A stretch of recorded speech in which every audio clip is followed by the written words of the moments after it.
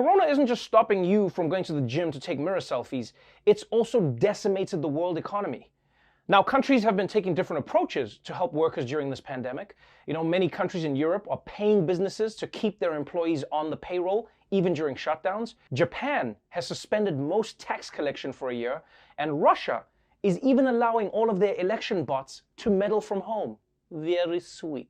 And here in the US, Congress passed a big $3 trillion relief package back in March.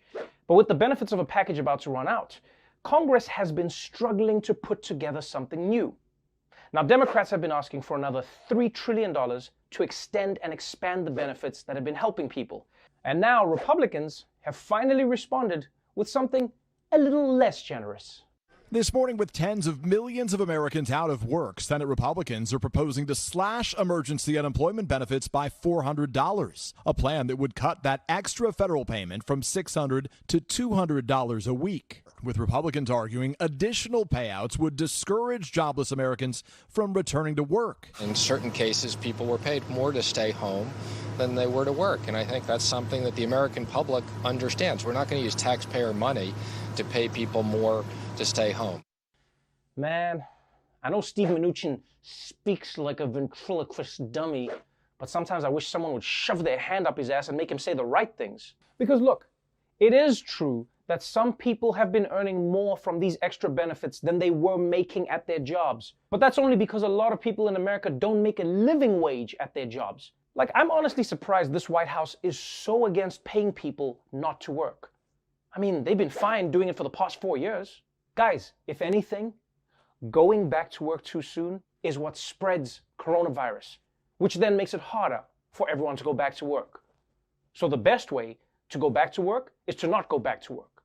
If anything, the government should be sending everyone an HBO Max password and a giant bag of weed. It's the responsible thing to do. And here's the thing. You can always argue about whether it's good policy or bad policy to just give people money. I mean, it's good policy, but you can argue about it if you feel like it. But one thing that's raising eyebrows is that while the Republicans are saying they can't afford to give more money to laid-off workers, they are managing to open up their wallets for some way more questionable expenses.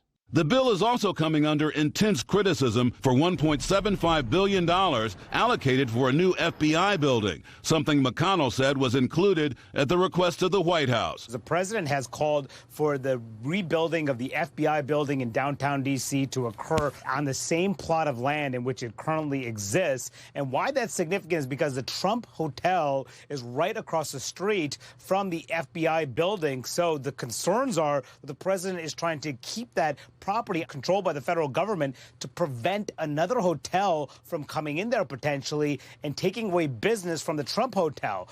Yes, while unemployment benefits are being cut, Republicans have managed to find $1.75 billion to rebuild the FBI headquarters in its current location instead of allowing it to move. And all of this was a direct request from Donald Trump, because Trump knows that as long as the FBI stays across the street from his hotel in D.C., nobody can build a competing hotel next to his. And this is what's so frustrating about Trump. When you tell him you can stop corona by putting on a mask, he can't follow the logic. Oh, it's too complicated. I can't breathe. I don't even know.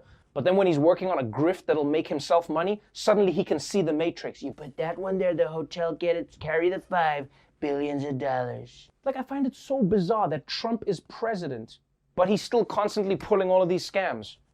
Like, what does he need the money for? The man lives rent-free. He only eats stuff off the dollar menu, and his favorite hobby is staying inside watching TV. Trump could finance his whole lifestyle with lemonade stand money. Either way, at this point, Trump has done so many corrupt schemes, eventually he's going to run out of lines to cross. Yeah, he's going to need to seduce Mike Pence just to keep things interesting. Well, that's our show for tonight. But before we go, I just wanted to remind you that America is facing a nationwide poll worker shortage. And because most poll workers are over 60, and with COVID still in the air, they are understandably not showing up. But fewer poll workers means fewer polling stations are open. And that means there's going to be longer lines that not everybody can afford to stay and wait in, especially in communities of color.